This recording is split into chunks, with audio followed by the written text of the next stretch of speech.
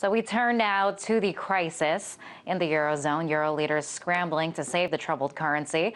A series of recent credit downgrades put the region on the brink of a continent-wide recession. A Greek default feared to have a domino effect on the neighboring countries. And now, to help me figure what this all means, founder of Credit Writedowns, Edward Harrison. Welcome to the show, Edward. So right now we have leaders from Germany and from France discussing the Eurozone. Can we expect anything significant to come out of it? No, nothing significant is going to come out because ultimately the Eurozone's in a policy cul-de-sac, which basically means they have a failed policy in terms of how they're addressing the crisis. They think the crisis is about public sector debt, when in fact it's about private sector debt, an imbalance between the core and the periphery in terms of the competitiveness of those countries. It caused the various countries to build up current account imbalances, which resulted in huge debt increases in the periphery.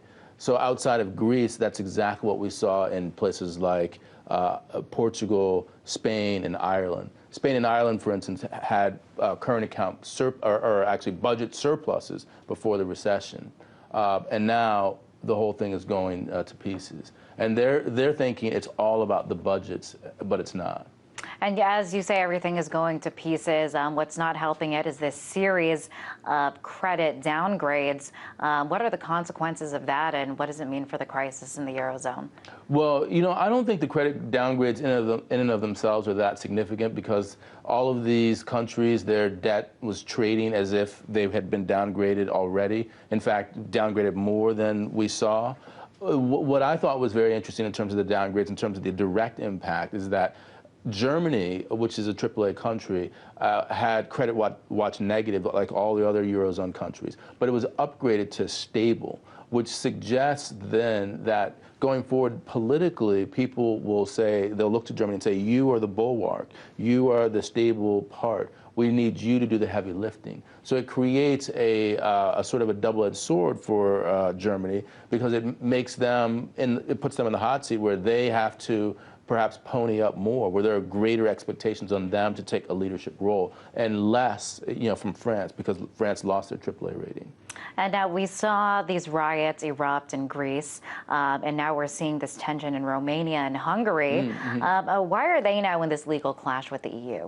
Well, you know, so you have the Eurozone and then you have the wider EU, and it's not just about the Eurozone in terms of debt. There are imbalances that have built up everywhere.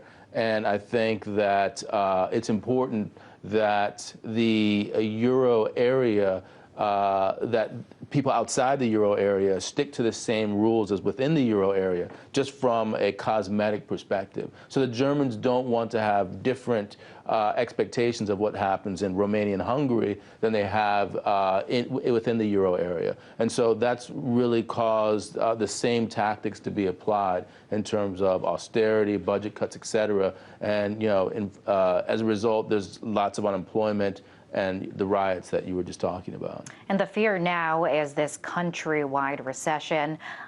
Is that likely to happen at this point? It already is happening. If you look at the numbers in terms of the actual manufacturing sector, as an example, that's been negative. The 50% is the demarcation between positive and negative for the PMI index, which measures activity in that sector. That's been negative since all of Q4. Germany, as an example, they already released their Q4 numbers, and it was negative for the entire quarter in terms of their GDP. So the entire Eurozone is in recession as we speak.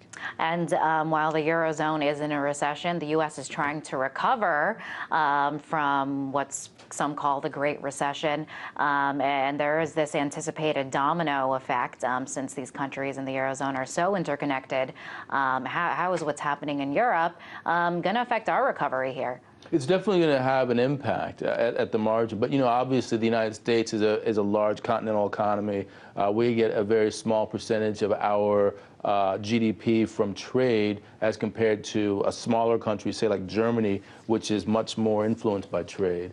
nevertheless, there are also the financial linkages on top of that. So really, I think that the real impact would be if there were a negative credit event in a country like Spain or Italy, a default. That would be the sort of the really negative scenario, or some sort of other scenario which impacted the American banking sector.